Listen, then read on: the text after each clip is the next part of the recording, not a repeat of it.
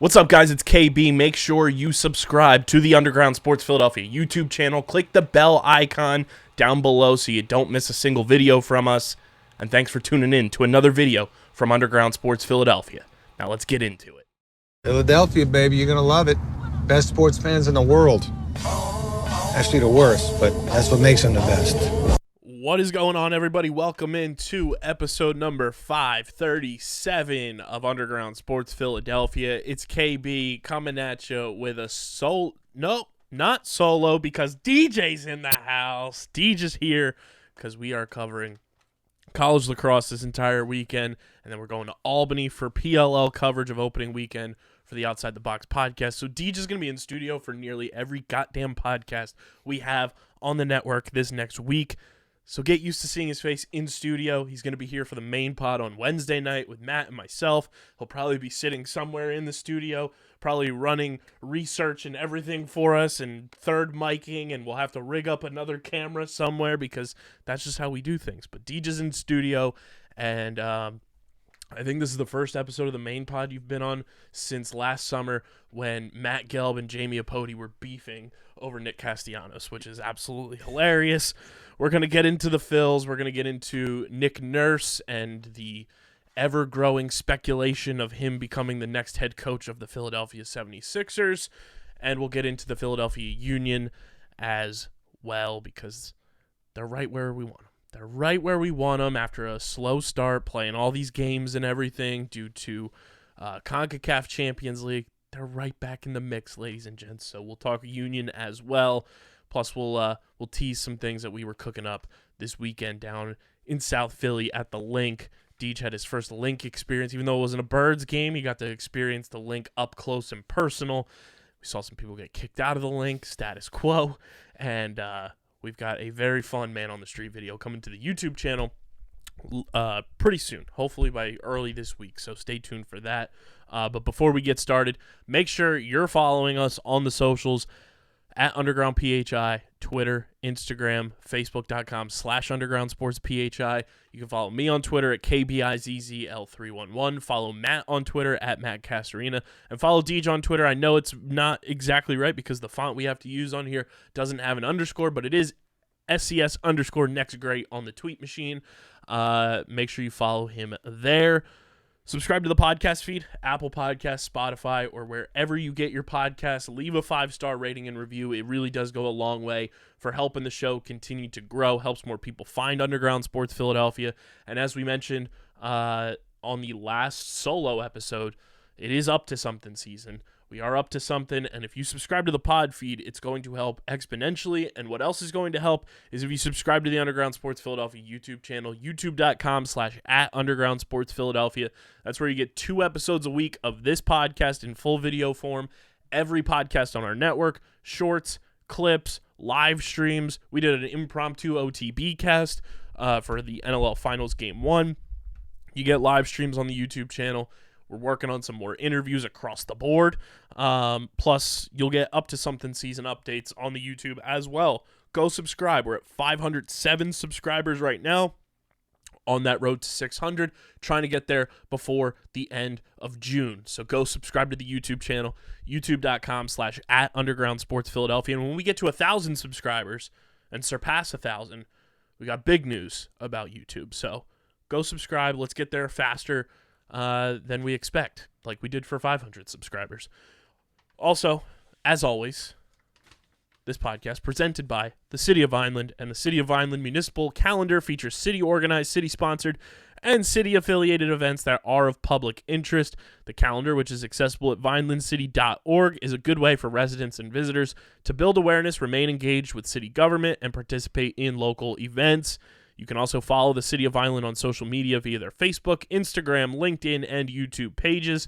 Through these tools, you can stay connected to the community and get important announcements about programs and services offered by the city. Vineland, New Jersey, where it's always growing season, and big thank you to Main Auto LLC, Security 21 Security Systems, Paul J. Gillespie Incorporated, and the Dental Wellness Center of Vineland for their continued support of this podcast. Deej, welcome back to the main pod. We have had ourselves quite a weekend. We feel geriatric. But nonetheless, we are here. You're back on the main show. And what would it be? With the Phillies stumbling, you're in town, and maybe, just maybe, this coming week things will turn right for the Phillies as they did last season. I mean, why not? That's what I do. I come here and I make things good. You're the Phillies whisperer. I am. Maybe we need to take a trip just by Citizens Bank. We just need to Hey, we've been by Citizens Bank. Yeah, but we didn't 1, 2, 3, about 15 times already in 2 days. Maybe a little more than that. We just gotta go and touch it though. I just gotta go and touch the building, and I think You have to whisper to the bricks. See, you get it. You Honey, get I'm it. home. It's right there. The brick whisperer. Oh, how I missed you so much. You're so beautiful. You're the broker. Citizens Bank, you're the broker. Or the unbroker. See, this is. I need a new nickname. This is what it is. The Philly broker. You need a new Twitter display name once college lacrosse season's over. In fact, because a lot of man's not gonna be The Citizens Bank broker. No free ads. That might just work. Hilarious. That might just work. The Phillies, though, they are playing currently as we record this bottom of the 6th inning Sunday Night Baseball, which is absolutely cursed. And as soon as I saw they were wearing the red uniforms tonight, I knew the game was over before it started. Leave those uniforms in Clearwater. They are spring training uniforms. I'm tired of seeing them. We always get our shit pushed in when we wear them, so stop wearing them.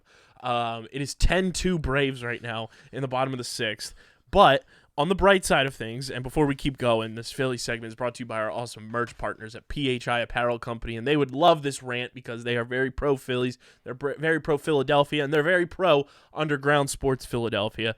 They are our exclusive merch provider, and they provide unique designs and high-quality clothing for the great fans of Philadelphia and our podcast network. With their original designs for all, there's no doubt you'll stand out in the crowd. Our listeners can use promo code UNDERGROUND for 10% off any apparel when you shop online at phiapparel.co. That's phiapparel.co, code UNDERGROUND for 10% off any and all merch orders. It's the most effective and direct way to support everything we're doing here at Underground Sports Philadelphia. Go get your merch. I'm wearing the classic logo tee right now. If you're watching on YouTube, you can get this. Outside the Box, Top Binge, Streamer Season, Get in the Hole. Plus, we're working on getting F1 Underground merch up. We have new merch in the works across the board. You can get your Philly Dog shirt that we designed as well. That is up in the store. I will be certainly getting the shirt that is the Fanatic punching Mr. Met in the mouth to wear to Baltimore this year when we're on the road for the PLL. And the day before, I'm going to Mets-Orioles, so I have to stand in solidarity with the Orioles. And it's Muck the Fets. They also have a shirt that says Muck the Fets on their website, so go get that and use code UNDERGROUND for 10% off any and all merch orders. I think going into this series, though... Can I know why it's Muck the Fets and not Fuck the Mets? There's a weird thing where, yes, our brains would be like, I need that shirt. There's a weird thing, though, that I have started to learn as I've gone into the deep dives of business sides of things where people see things and it's like, oh, I can't wear that in public. But Muck the Fets messes with the brain that everybody has, that they're not truly dyslexic, but you have that thing where like you just read something and you recognize it as what your brain wants it to. Well, yeah, that's been a trending thing on Facebook recently. Well, it's yeah, like, your brain doesn't read every letter. You're not going through and reading it, so it's like an optics thing, and then it's like, oh, I can wear this in public because it's not exactly saying the word. So basically, we're just waiting for the boomers to die off. He said it, not me, folks. Just saying. I mean, I think for this Phillies series, though, if you told me going into it against the Braves, who coming into this series, let's remove two, they were 30-19 coming into this series. The Phillies were 23-26. I think if you told everybody that the Phillies split with the Braves going into this series, you would have asked, where do we sign on the dotted line? Because the Braves have been that much better this year across the board. The Phillies have been unpredictable in a lot of facets. And yes, it's a divisional game, and the divisional games this year across Major League Baseball mean way more than they have in years past because you play less of them. But I think if you told us 2-2 against the Braves in a 4-game series in Atlanta, that's amazing, especially knowing tonight you were throwing Dylan Covey on the mound, who just got to this team last week and is more than likely going to be designated for assignment or sent to AAA by the time the sun comes up tomorrow, because he was horrendous tonight. Didn't even get out of the first inning, gave up 5 runs. The Phillies need Dave Dombrowski to get on the phones as soon as this holiday is over. I don't know if people are going to be on their phones in terms of front office people, but as soon as possible, more than likely Tuesday morning, and go and find a starting pitcher that is an actual starting pitcher that can pitch to major league talent and look somewhat decent, because the Phillies can't keep navigating through the dog days of summer, going into the month of June, come All-Star break. You can't wait until the trade deadline to go get a number 5 starter. Bailey Falter did not work. You banked on him being something. He started 0-7 this year, was terrible. You had to send him down to Lehigh Valley. I get that. You need to go and get a number 5 starter, and just because the trade deadline's in July doesn't mean you can't go swing a trade, in early June. The Phillies went and got Edmundo Sosa in June last year. It went under the radar. He turned into a postseason hero against the Cardinals, and he's turned into a fan favorite since.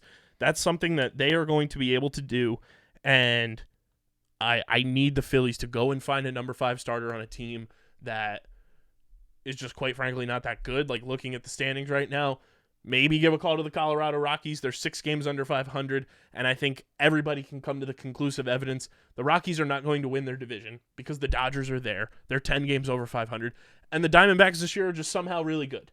They're 30-23. They're going to be around.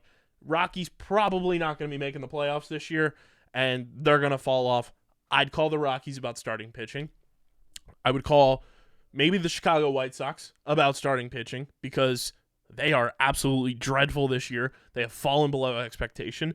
And if you really want to go for it, as the Phillies, Kyle Schwarber knows that June is right around the corner and just hit a 2-run home run to cut it to 10-4.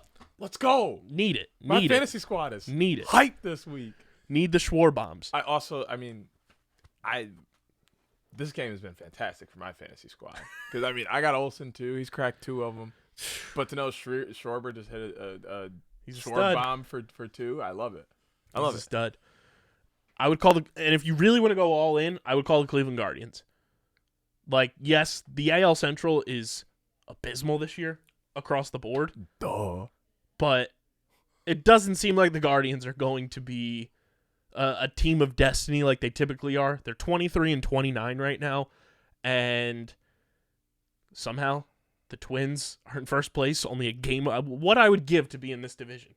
Your Tigers are very lucky that they have a clear view of potentially going and winning this division because of how bad it is. The Twins are 1 game over 500, and they're in first place. That doesn't make me feel better. That makes me feel worse. That's good for a young team, though. That makes me feel worse because we're still going to go and lose the division this year. You might find a way. It might be the Miggy Magic. The Miggy retirement tour magic might kick in. I say right here, if we manage to get in the playoffs, I'm buying tickets. I'm going. I know that much. And second, in terms of pitching, though, you're absolutely correct. We're kind of in the same boat. Speaking of the Tigers, Casey Mize has been awful. Literally turned out to be one of the worst decisions we've made as a team. And then everybody behind him is either coming back from injury or just hasn't proven themselves at this level. We need more consistent pitching, and you guys are just in a better position. You're playing pretty well. You're making your way up into your division toward the top, and really all you're missing out on is pitching. You guys hit well. You field well, but the bullpen's been – on paper, it's the best bullpen I remember the Phillies having in my lifetime. Obviously, there's some injuries right now with Jose Alvarado being out, and Sir Anthony Dominguez just hasn't been right this year so far. But when you have a team constructed like the Phillies are constructed, where you've bought a lot of the pieces, you obviously signed Bryce Harper. You signed Kyle Schwarber to that big contract. Nick Castellanos to the big contract. You traded for it and signed JT Realmuto. Zach Wheeler. Taijuan Walker got a huge contract. Obviously, Trey Turner, who has played well below expectation this year. You've gone out and essentially put a target on your back without putting a target on your back, because the Phillies, yes, they went to the World Series last year, ended up losing, but they haven't won anything with this collective group. Yes, they've won postseason series, which is huge. That's massive for this group winning together, because a few years ago, before we signed Schwarber and Castellanos, this was probably 2019, it felt like this team was just an island of misfit toys because they had never won anything collectively together. They had all won in different places, but they had never won as a team together. Now you have success, and you've added Trey Turner to the mix. You've added great pieces to the bullpen. That shouldn't mess too much with the chemistry. And yes, you guys know me. You know Matt. We miss Rhys Hoskins. Rhys Hoskins is the heartbeat of this team. Yes, there are other vocal leaders, but Rhys Hoskins is the thing that makes this engine go, and him not being there is a huge detriment to this team. You miss his bat in the middle of the lineup. You miss his vocal energy. It is evident. While other guys are stepping up for sure, you still can't replicate what Rhys Hoskins brings to this team. So that is an obvious, point of emphasis that you're missing your guy. If I'm the Phillies, though, I'm looking at the Chicago White Sox team. I think we may be thinking about the same person. There are two guys that, actually four guys, honestly, I would give a call about everybody in this starting rotation.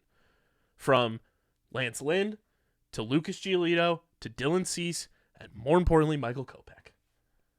Definitely Kopech. Kopech is a guy who is a highly touted prospect, obviously. He's got a flamethrower of an arm. He's already had Tommy John surgery, so hopefully, he won't have to have that again just for his own sake. And he's still pitching very well Still right pitching now. well. They're just not playing well behind him. Right. And where's Chris Sale at these days? Still with the Red Sox and pitching pretty well this year. Of course. He's got a good team behind him, too. So that division is just a gauntlet, too. Oh, yeah. It always Everybody's is. at least 2 games over 500. But I would call the White Sox and say, what is your price for these 4 guys? Come together as a front office if you're the Phillies.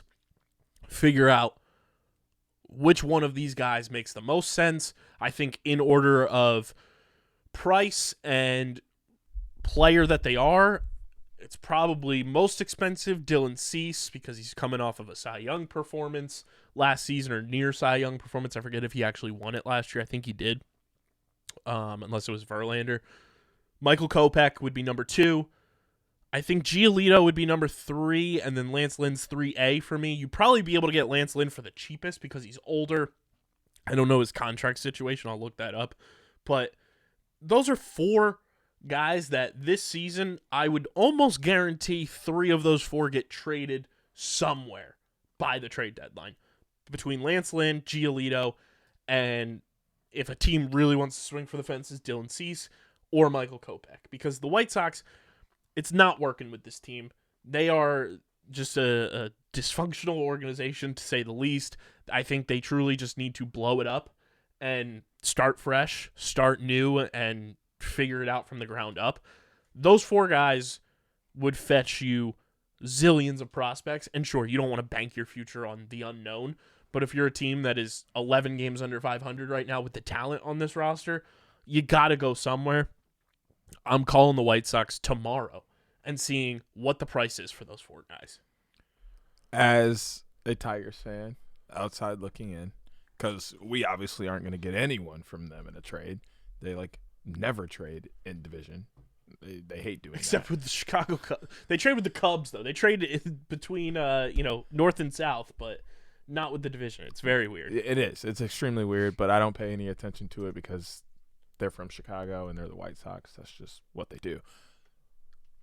If I was the Phillies, I wouldn't even call about the 4 of them. I would simply call about Brooke. I would just make it very direct. What's your price for Brooke? What do you want? Let's talk. And if that doesn't work out, then you slide in a few other names. But I would go straight for Brooke. He's the best pitcher probably on their roster. I mean, yes, he's had a really good year last year and is coming off the Cy Young. Oh, Dylan Cease, you mean? Yeah. So it's arguably he's just as good, but Brooke has been good for a few years now, and it's been consistent. I would just call for him, see what they want, and if it's out of reach, that's when you decide to throw in a few other names. But where the White Sox are right now and how dumb they've been with trades in the past,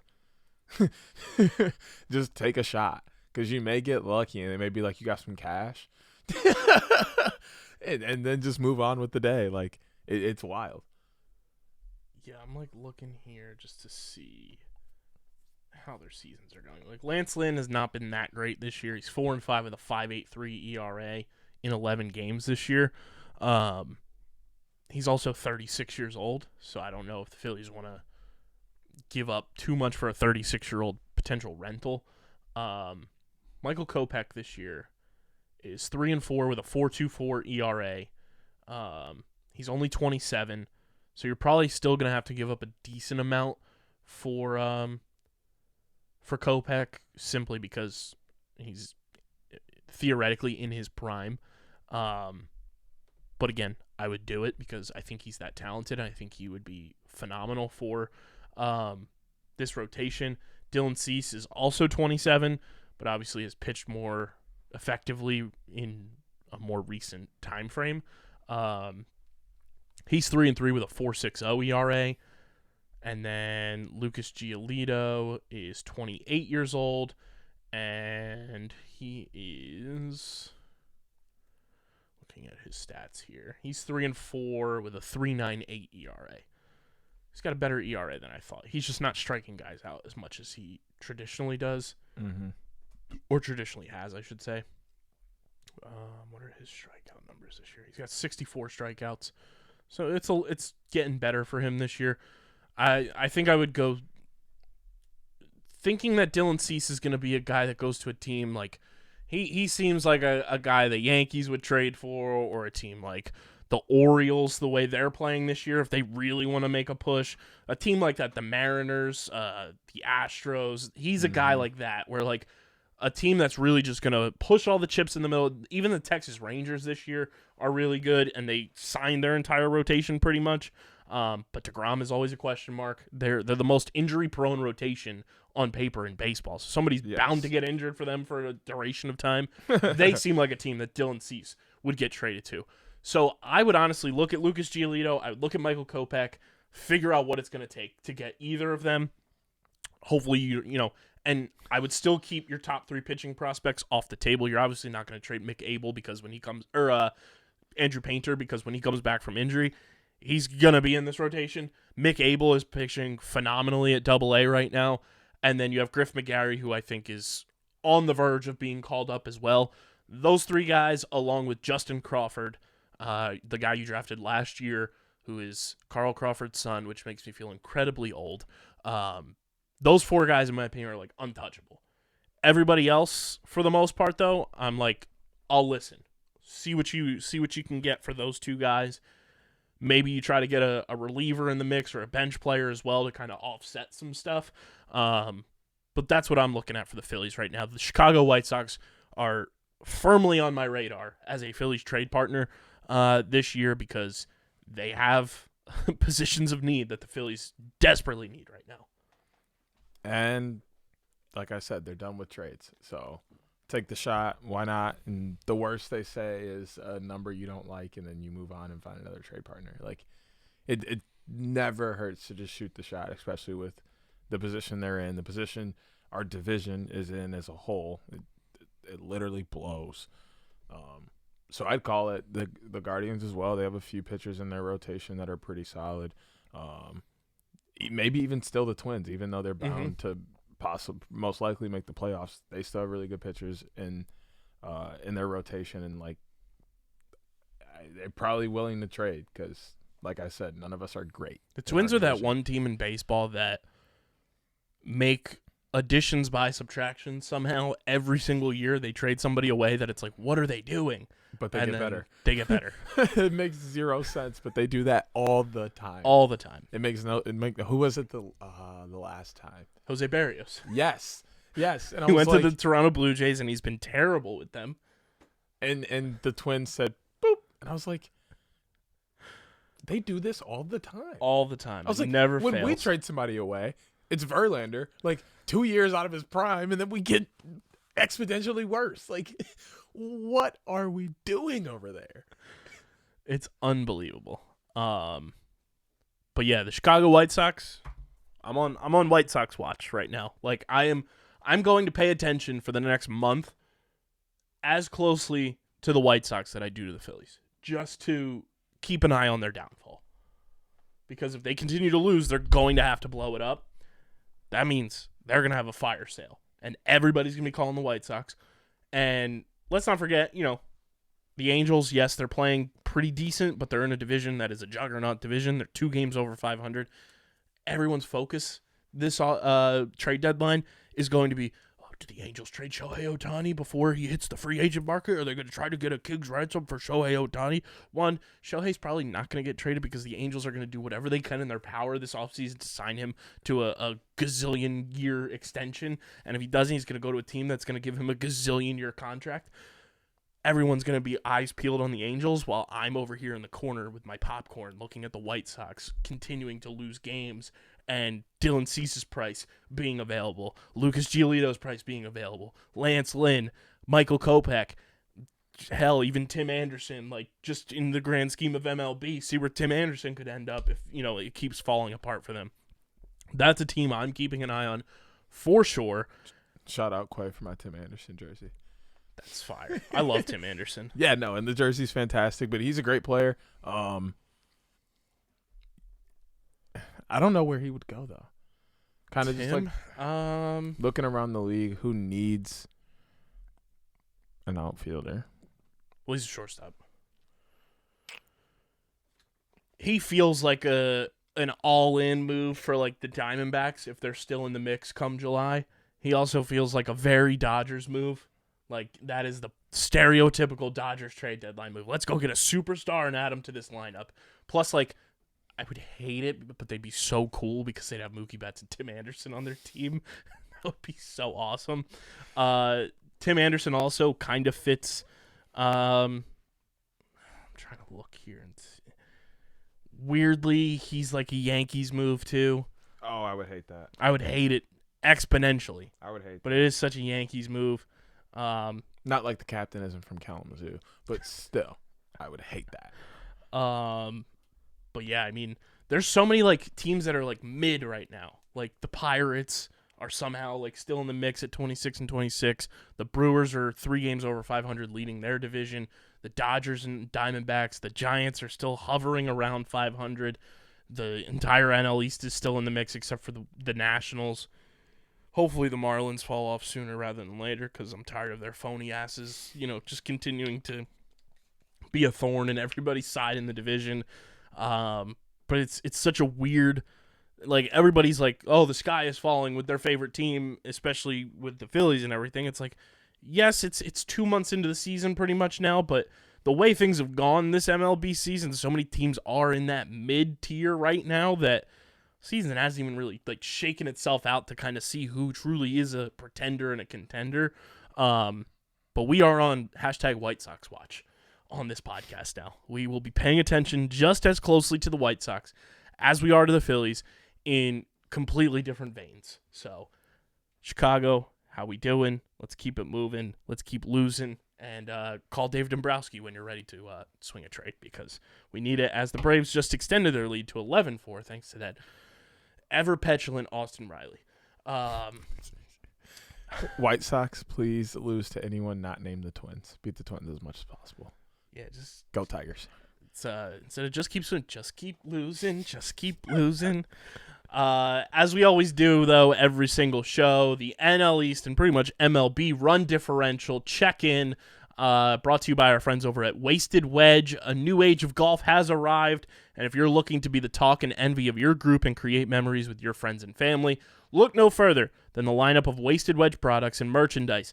These Wasted Wedges are a blast to drink shots out of. I want everybody to close their eyes and think way back to your college days when somebody was lugging around a giant shot ski at your party house of choice, and it was heavy as hell to lug around. There was hot glue involved, glass shot glasses, and it was just a mess.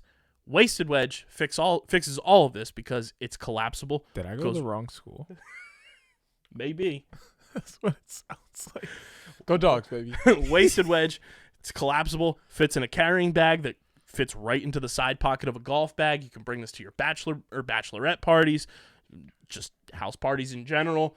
And it's great because it's plastic cups. It's easy to clean. You can use your alcohol of choice out of them. There's extenders as well to make them as long as you need them to be, or collapse them to be as short as you need them to be. Bring them on the golf course. They're a ton of fun. It's going to revolutionize the fun you have on and off the course with Wasted Wedge. So you need to check them out. Go to wastedwedge.com. Check out all of the products they have to offer, and find them and follow them on Instagram and Facebook at Wasted Wedge. Be sure to follow them. It means a lot when you go give them that follow on Instagram and Facebook. And check out their entire lineup of products at wastedwedge.com. Remember the name Wasted Wedge and wastedwedge.com. Deej, we've got the NL East run differential first up here. And this is obviously not updated with Sunday Night Baseball just yet, so it will change by the time you guys are listening or watching this episode. Right now, the first place Atlanta Braves, only team in the division with a positive run differential. I'll give you that clue there. They're 31-21 in action right now. What is their run differential, do you think?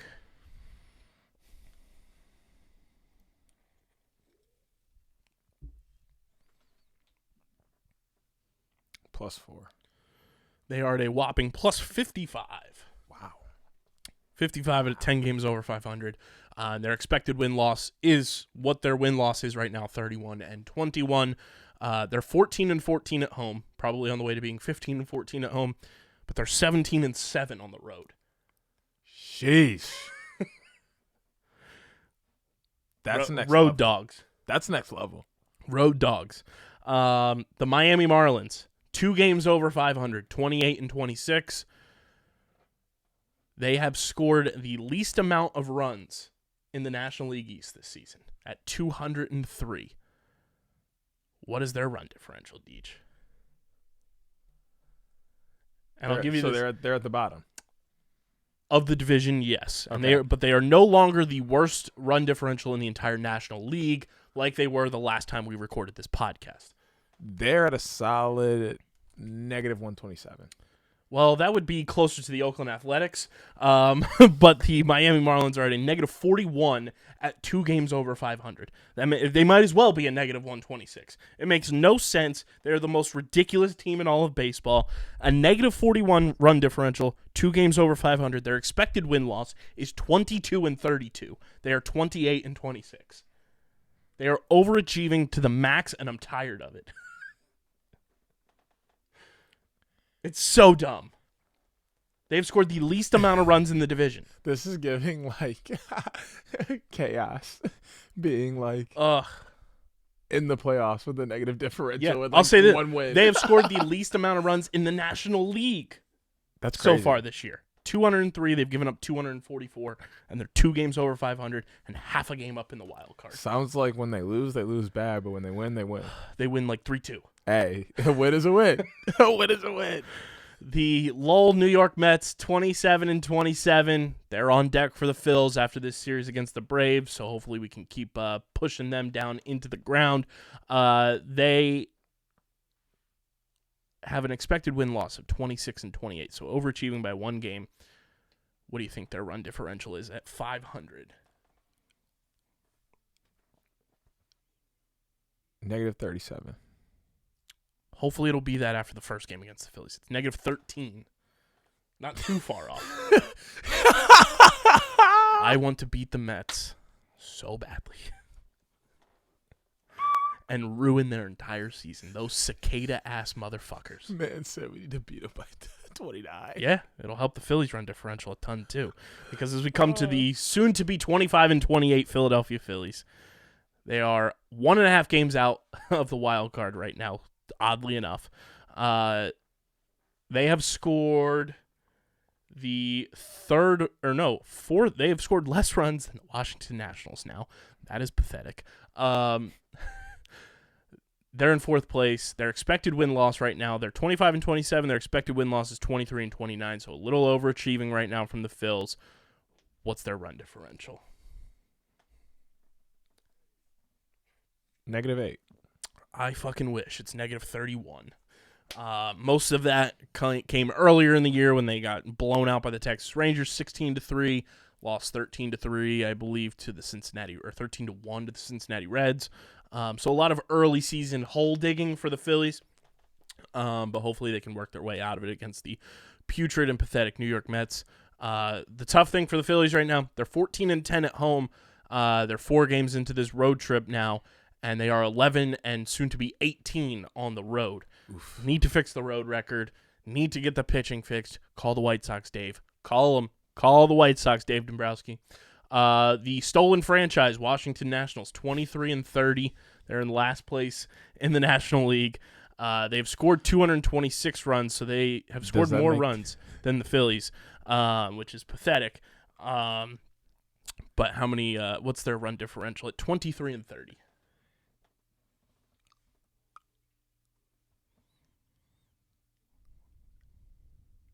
-26, and does that make their merchandise stolen? Oh, it makes everything stolen. Okay. They stole from Montreal. They're a stolen franchise. I'm going to dox myself, but please do not arrest me for having stolen merchandise in my house. Oh, no, you purchased the stolen merch, so it's okay. Well, quite did, but yes. Yeah, there you go. Yeah. Okay. It's stolen by proxy because they stole the franchise. Okay. I just had to clear my name and make sure I was okay.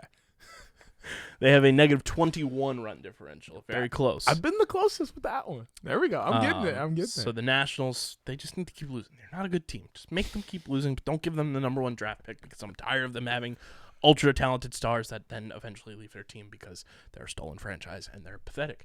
But right now, National League worst run differential in the NL belongs to the Colorado Rockies now. It was the Marlins title for quite a while. The Rockies had a -49 run differential at a 24-30 record. The best run differential belongs to the Braves, but not by much, as they are at a +50. But we do have a team that is eerily similar to the Miami Marlins, and Matt and I equated them to kind of being this year's MLB version of the Minnesota Vikings, and it's oddly enough that they are relatively close. It is the Milwaukee Brewers, Deech. They are 28-25 in first place in their division. They have a -21 run differential.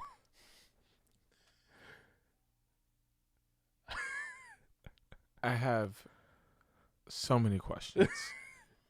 They're not scoring, but they're 3 games over 500, and they have found a way to somehow just...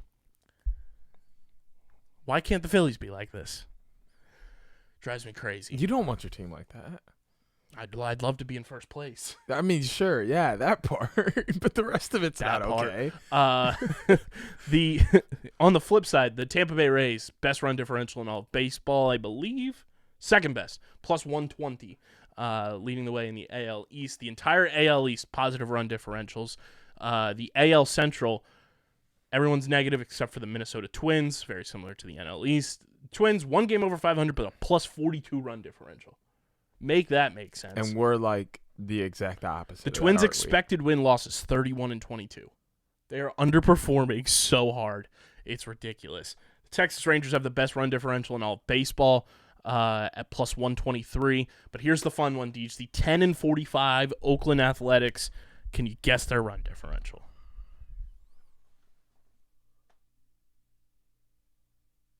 -153. They wish it was the case. -199. It's not even Memorial Day as we record this yet. And they're almost at -200. And who do they have next on the schedule? And it drives me nuts as a Phillies fan. Who gets to play the Oakland A's next? The Atlanta fucking Braves. Sick. Unbelievable. Sick. Unbelievable. What's the Tigers? The Tigers, sitting at 25-26, have a -48 run differential. Playing above expectation, though, because their expected win-loss is 20-31. Oh, I know. So we haven't been expected to be good in a long time. A long time. There you have it for the run differentials across the league, brought to you by our friends over at Wasted Wedge. Deej, let's go from the diamond to the hardwood. Just a quick update on the Sixers coaching search. I was dying laughing. It is bad to laugh at this, but there was like an explosion in Philadelphia that caused some black smoke to sift through the sky. There was a great tweet. The Sixers have not announced a new head coach yet. We love Pope memes. They may be on the verge, though, and it's brought to you by our friends over at Kenwood Beer, the official beer of Underground Sports Philadelphia. It's a refreshing light beer, 4.1% ABV, 127 calories, 10 grams of carbs. Go to kenwoodbeer.com, use the Kenny tracker, see who's got Kenwood on tap this Memorial Day weekend for you in the Philadelphia area. Buy Kenwood at your local Philadelphia area liquor store or in Eastern Pennsylvania. Get it at your local Whole Foods. Light body, light calories, plenty of flavor. The best light beer on the planet. Must be 21 or older to do so. And, of course, please drink responsibly. The latest update is that Nick Nurse has declined and pulled out of the Milwaukee Bucks coaching searches. They have since hired the Raptors assistant coach to be their next head coach, which no slight to their hire there, but kind of feels like a downgrade from Budenholzer, even though, yes, they didn't get over the hump this year as the 1 seed, but you won a championship over the last 2 years with Budenholzer at the helm. Kind of feels like a step back for the Bucks, just optically, to move forward, hiring an assistant there. And honestly, firing Budenholzer was kind of a surprise by me there. It made no sense, really.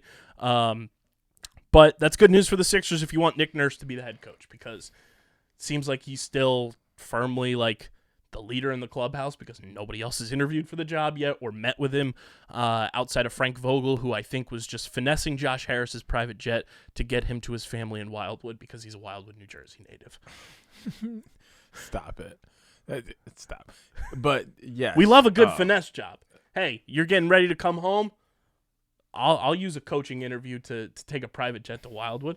I mean, yeah. That's great forward thinking by Frank Vogel. Of course, but do you really think Frank Vogel's that forward thinking? I mean, he could be. He's been a head coach for many, many years. Won a championship. Whoa. Bubble chip. Whoa. He didn't do nothing. Mickey Mouse chip. He didn't do nothing. We all know why he won that chip. Yeah, the House of Mouse. Nah, LeBron. Yeah, he had the House of Mouse. He had the boy on his squad. You don't. As a coach of him, you don't win a championship. He does. You were just along for the ride.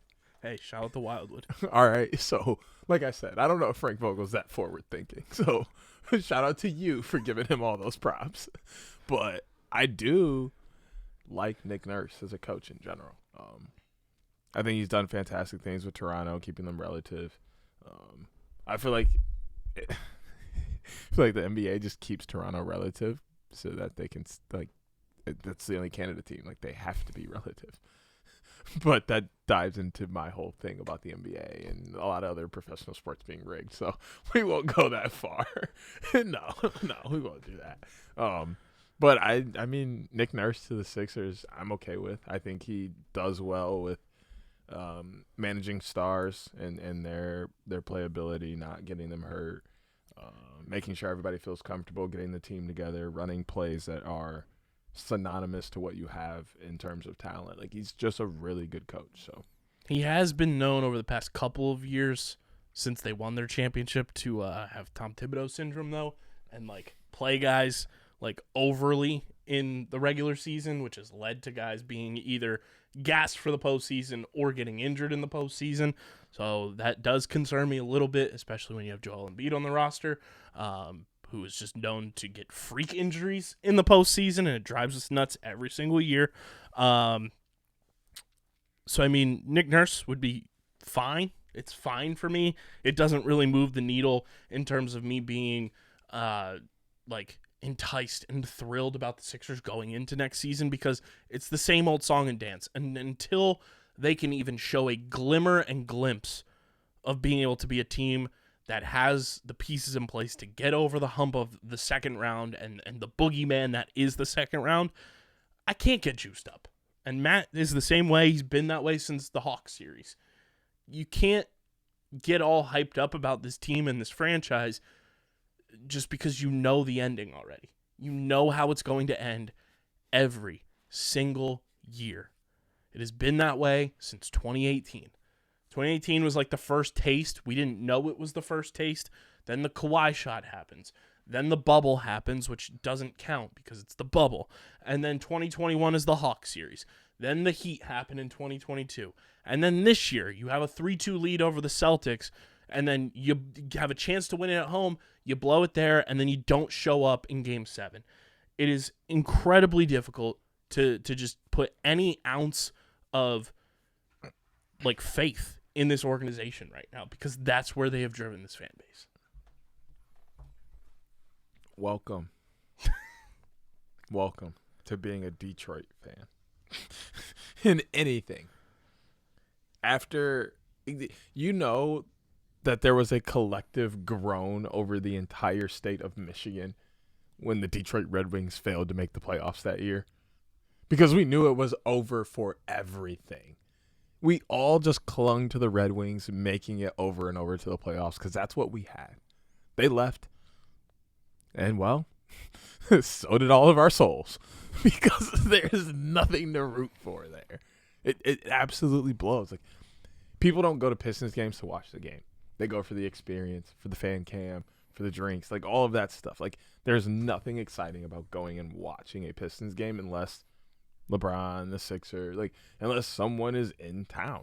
Other than that, that's how we were. That's what the process was for, and the process worked because you got the player like Joel Embiid that was the guy to help you get over the hump, and then you have to put the pieces around him. And as much as we want to talk shit about the Denver Nuggets and everything, look at them. They're in the finals for the first time in franchise history because their organization learned how to find the pieces to build around their superstar.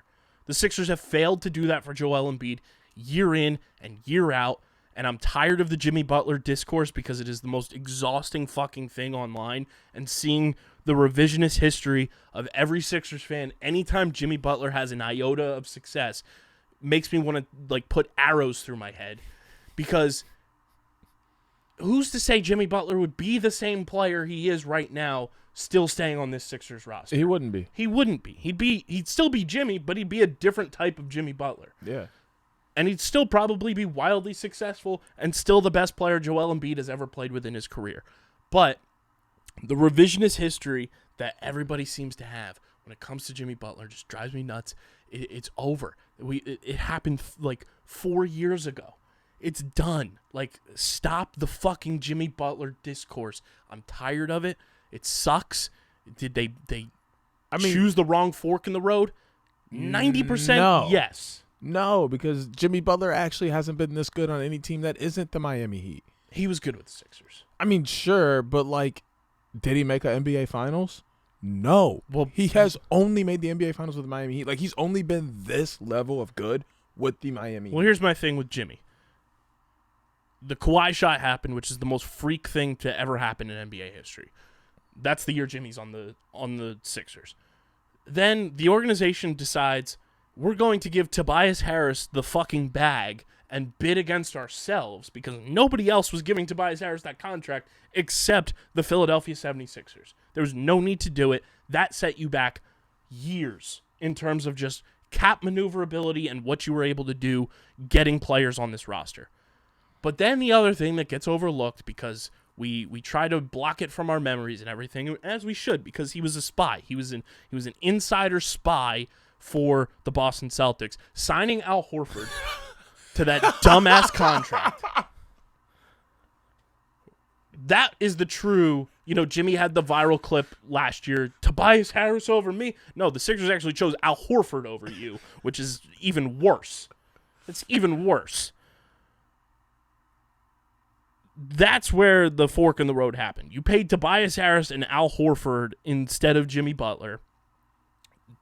You chose to keep Ben Simmons over Jimmy Butler, which, again, revisionist history, ended up being a mistake. It ended up being a mistake in the long run because Ben Simmons can't play basketball anymore.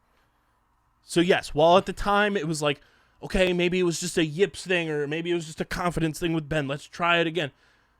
Daryl Morey had to literally convince Joel Embiid while they were out playing tennis in the summer to stay in Philadelphia because he was tired of the bullshit. And that's what put the pieces in place for James Harden to end up on the Sixers. And now, obviously, I swear to God, if James Harden ends up going to Houston and the Houston Rockets do not get the biggest tampering fine of all fucking time, Adam Silver, you won't like me when I'm angry. I mean, is it really tampering, or did he hit them up and say, I want to come home? The Sixers lost 2 second-round draft picks for signing Daniel House and P.J. Tucker because of tampering. The James Harden going back to Houston thing has been a storyline since goddamn Christmas. That doesn't mean it's tampering. Who threw it out there in the first place? Probably Tillman fucking Fertitta trying to get back at Daryl Morey. Imagine if it was just James Harden himself on a burner. That too. Just like, hey, I'm trying to probably come threw home. it out the window like that fucking cake with Lil Baby on the boat. I'm trying to go home. We out to the strip club. That would be the worst mistake of his life. I would love it as a basketball. Like, just an overarching basketball fan that I am. Like, LeBron's on his way out. Like, I don't even want to talk about that right now. That would be chaotic. And listening to the main pod and you guys do this about it for an hour and a half would be fucking awesome. To see the Rockets still be awful with James Harden there, but he's going for 40-point triple-doubles again would be awesome. Like, he can barely get off the ground. I don't know how he's going to triple-double in Houston unless he gets literal rockets onto his fucking shoes. He just might. It's going to be like Mike. He could just go back there and turn back into the old beer. Like, he just going to be lit. He get back, he like, oh, I'm home. Ready Step for back. liftoff. It's like fucking Jimmy Neutron. Step back. Got a blast. Oh my god. I hate this fucking team. I hate this team. A team I don't hate though is the Philadelphia Union because they're back on track, ladies and gentlemen. It's brought to you by our friends over at Tomahawk Shades, the best small batch eyewear in the game. We've been wearing our Tomahawk Shades all weekend long, covering college lacrosse at the link this weekend, protecting our eyes from the sun. Memorial Day is here. Summertime is here. When you're outside, you should be protecting your eyes, and Tomahawk Shades is the place to go. It's an affordable product for a fraction of the big eyewear companies, and it is pristine quality. They're the best. They've been rocking with us for 3 years now, and best sunglasses I've ever put on my face. The quality is unmatched. Go to tomahawkshades.com. Get their sunglasses, get blue light glasses to protect your eyes when you're staring at screens, get your prescription lenses, and when you go to checkout, use code USP for 25% off your order at tomahawkshades.com. That's tomahawkshades.com, code USP for 25% off. Union right back in it. We talked about them on Wednesday's show, that they were fifth in the table. They get a big win over New York City FC on Saturday. After the big win against New England last Saturday, 3-1 over New York City to bump themselves up to fourth place in the table, 1 point back of being in a virtual tie as of this moment for second place. Nashville currently losing 1-0 in their match against, I forget who they're playing actually. Columbus. Against Columbus right now. It's halftime in that match as we record this. Union with 24 points. New England and Nashville tied with 25, and then Cincinnati's up top of the table with 33 points. So still relatively in range for the Union. But they're right back on track. They're figuring things out. They're finding their stride. And like Matt and I have talked about a ton, and Matt brought this up when it happened, having the number one seed in the MLS playoffs now isn't as important as it has been in years past. So it's not like a thing where it's like the Union need to gun for that one seed. You need to have it. Get into the dance, as we've seen with all of our teams. Just get in and see what happens. I think if the Union finish anywhere from 2 through 4, they're in good shape. 2 and 3 are obviously fantastic because then you kind of help yourself avoid the one seed as much as possible and work your way and hope everybody else takes care of everyone. But the one seed is not a necessary thing like it was last year. But they're working their way up, and we talked about it on Wednesday. They've got very winnable matches coming up throughout the month of June. Obviously, they have a match on Wednesday, the last day of May, against Charlotte, who right now are the 7 seed in the East. So a winnable match. Take care of business at home against Charlotte on Wednesday night. You're looking good. Then you play Montreal, San Jose, Orlando City, Inter Miami. That's your June schedule. Those teams right now, Orlando City's the 8 seed. Montreal is the 10 seed. Inter Miami is in dead last, bottom of the table in the East, 15th overall, if you want the designation there. And then the other team, Orlando City, San Jose, in the Western Conference. San Jose is the 5th seed. So your best team you're playing is a team out west the 5 seed in the West in San Jose, who only have 19 points this year, so it's not like they're a juggernaut 5 seed. And the West is way, way down from where it was last year. There's 4 teams with 20-plus points right now in terms of the East. Every single team except for DC United, who are the 9 seed, who get into the playoffs and the play-in now, 1 through 8 in the East have at least 20 points. So the East is a much more competitive conference this year. The Union just keep finding their way. They've made adjustments, and Jim Curtin is, if not the best, one of the best managers in all of MLS. They're going to find their way. They're going to be back on track going into the summer, and that's an exciting thing coming off of an unfortunate loss in the MLS Cup to be right back into it as the Phillies officially lose 11-4 to the Braves. Good riddance, on to the Mets. But the Union are right back in it, and they have a very winnable schedule in June to really set themselves up for success in terms of inching closer to the top of the table. Yeah, and what a lot of people don't realize with soccer is it's a longevity game with the season. Like, you kind of want to use the beginning of season like any other sport does to figure out your kinks. When you win those games, you're excited to win them because they do mean something later on in the season. Like, they're kind of loose ones, like, yes, we're glad that we beat so-and-so and beat so-and-so because it helped with this loss here. But the middle of the season is where you really want to hit that stride because that's when you play a lot of conference play. That's when, you have found your lineup that you run with and you found your sub pattern that you're going to run with, and you're looking to get that chemistry and get that flow of how you want to play, how you want to attack, just everything about the game, how you want to play defense.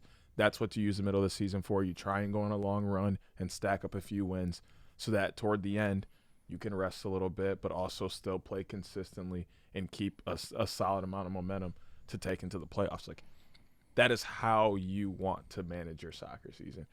The Union seem to be doing that in flawless, perfection.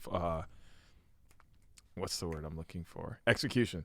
Flawless execution. Like, beginning of the season sounded very rough, like they were figuring some things out, getting Plus to the they were playing spots. so many games. They're in the CONCACAF Champions League, then they had U.S. Open Cup, so it's like all these other non-MLS action games that you have to also prepare for during the week, and having multiple games, like more than likely playing 3 games in a week span almost, that's tough. So, I mean, finally having a consistent schedule now has, I think, figured some things out. They can game plan more properly, knowing who the opponents are going to be now week in and week out. I think it's a massive thing for the Union moving forward, and before we know it, they're going to be right back in first place. And, I mean, even if they're not, kind of where they are now is a good spot. You want to be kind of just in the top 4.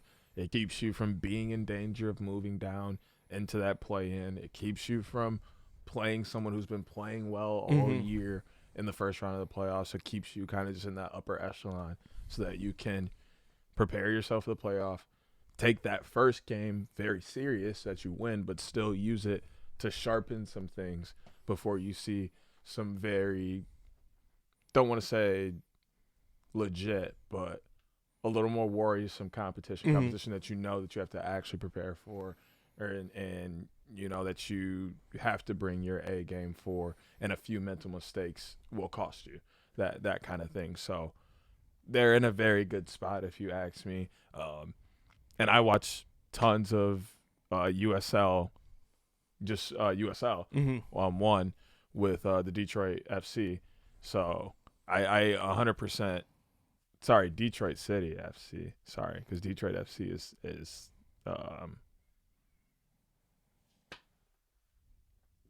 yeah. My brain just stopped working for a second. It's MLS. But Detroit City. So like I understand kind of the ebb and flows of the season. Like Detroit City last year is doing exactly what the Union did, but just not as great. Like they worked out the kinks beginning of the year, hit a good stride in the middle, and then tapered off at the end, but did enough to make the playoffs. Lost in the first round was what it was. This year is the complete opposite. We have won one game and we look like dog shit. So don't do what we're doing. Continue to do what you're doing. And they just, Philadelphia Union fans, just, you're in a good spot. Relax. Don't worry about it. Just keep going to games in that awesome stadium. Subaru Park is fantastic. And I want to own a Subaru, so there's that as well. I love that stadium, though, so just keep going, keep filling it out, have a great time there, and the Union will be the Union as they have been the past years. We'll be good. We'll figure things out as the summer rolls around, the schedule gets a little more clear. But we're about to go see, no free ads, but shout out to the man, the myth, the legend, The Machine. We're about to go watch Bert Kreischer's new movie, The Machine. I'll have a review for it on Streamer Season this week, faux show. And let us know if you're seeing The Machine this weekend. Shout out to Bert Kreischer. Absolute goddamn legend he is. Make sure you guys are following us on the socials at Underground PHI, Twitter, Instagram, Facebook.com/UndergroundSportsPHI. Follow Deej on Twitter at SCS_NextGreat. Follow Matt on Twitter at Matt Castorina. Follow me at KBIZZL311. Subscribe to the pod feed on Apple, Spotify, wherever you get your podcasts. Leave a 5-star review. It goes a long way for helping this show continue to grow. Helps Up to Something season come to fruition. So go subscribe, be a friend, tell a friend, and subscribe to the Underground Sports Philadelphia YouTube channel, youtube.com/@UndergroundSportsPhiladelphia. That's where you get full video episodes of this show twice a week.